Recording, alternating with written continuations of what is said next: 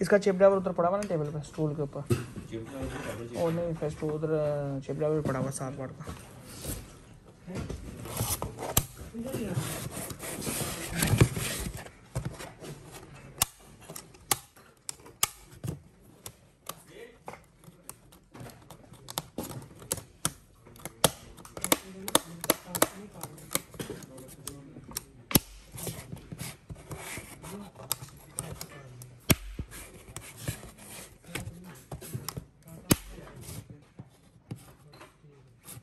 Heat करी जगह plane है आगे से, ठीक है, जैसे सेम ओसाका है ना, सेम वो। इसका जो चिप ड्राइवर है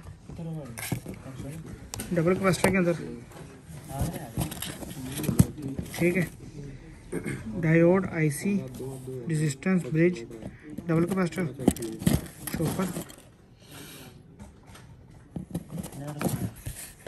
ये इसकी चिप 6 वोल्ट की।